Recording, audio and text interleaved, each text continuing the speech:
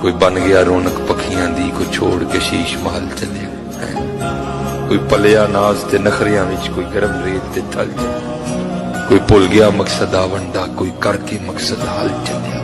Ghulam Farida ایتھے سب مسافر نہیں، کوئی اج چلیا کوئی کل چلیا۔ اللہ کے نبی صلی اللہ علیہ وآلہ وسلم نے فرمایا کہ جب نماز پڑھو، نماز کے اندر 4 چیزوں سے اللہ کی پناہ مانگو۔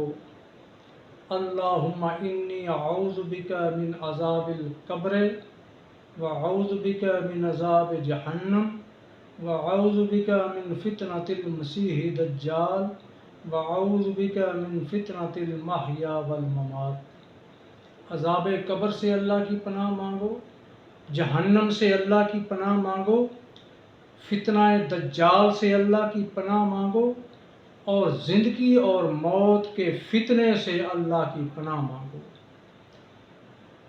تو آج بات صرف اور صرف قبر کے اوپر ہوگی۔ یہ قبر کیا ہے؟ یہ قبرستان کے اندر جو ہمیں مٹی کے اونچے اونچے ڈھیر نظر آتے ہیں، کچھ کچے ہوتے ہیں، کچھ پکے ہوتے ہیں، کچھ سادہ، کچھ ڈیزائن نما، مختلف قسم کے، یہ جو مٹی کے ڈھیر ہمیں نظر آتے ہیں، اللہ کے نبی صلی اللہ علیہ وآلہ وسلم نے فرمایا یہ قبر جنت کے باغوں میں ایک باغ ہے یا جہنم کے گڑھوں میں ایک گڑھا ہے۔ بظاہر تو دیکھنے میں قبر ہے، ایک کھودا ہوا گڑھا ہے، اوپر سے دیکھو تو مٹی کا ڈھیر ہے، لیکن رسول اللہ صلی اللہ علیہ وآلہ وسلم نے اس کی اصلیت بتا دی ہے۔ فرمایا یہ جنت کے باغوں میں ایک باغ ہے یا جہنم کے گڑھوں میں ایک گڑھا ہے۔ اب یہ مٹی کا ڈھیر یا مٹی کے اندر کھودا ہوا گڑھا، ٹویا، یہ کیسے جنت کے باغوں میں کنورٹ ہوگا یا جہنم کے گڑھوں میں گڑھا بن جائے گا؟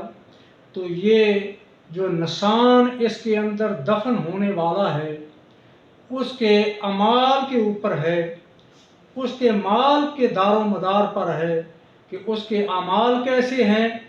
اگر تو اس کے اعمال اچھے ہیں، نیک انسان ہے، مومن بندہ ہے، اس نے دنیا میں رہ کر اچھے اعمال کیے ہیں، اچھی محنت کی ہے، اللہ اور اس کے رسول کو راضی کیا ہے، تو حدیث میں آتا ہے کہ جب انسان قبر کے اندر جائے گا تو اس کی قبر کو جنت کا باغ بنا دیا جائے گا۔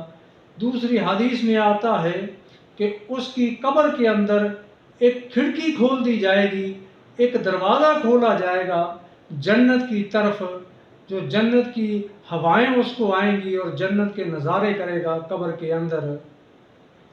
دوسرا فرمایا کہ جہنم کے گڑھوں میں ایک گڑھا ہے۔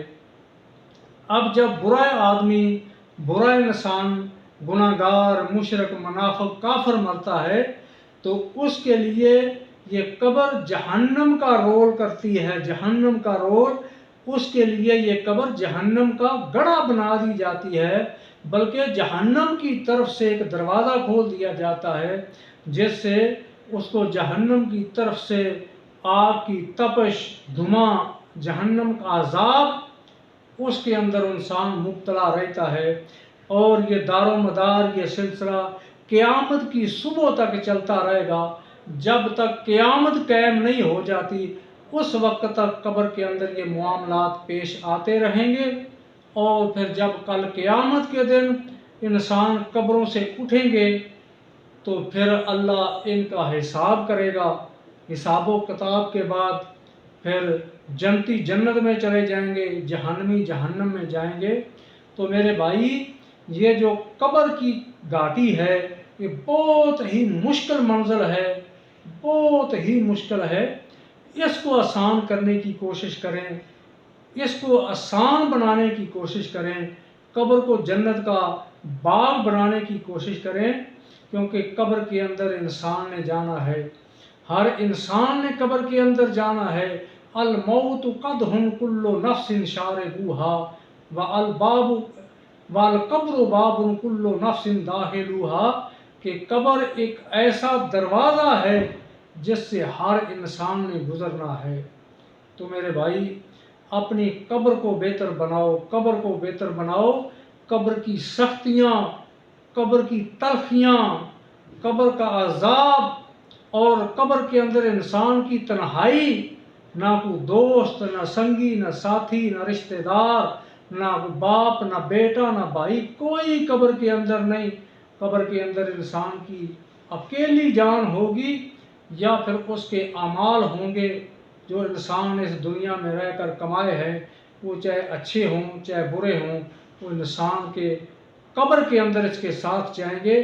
अल्लाह हमें अज़ाब कब्र से बचाए। हमारी जो कब्र है, अल्लाह उसको कल हमारे लिए जन्नत का बाग बनाए, और जो कब्रों के अंदर जा चुके हैं, अल्लाह उनको अज़ाब कब्र से महफूज फरमाए। अस्सलामु अलैकुम।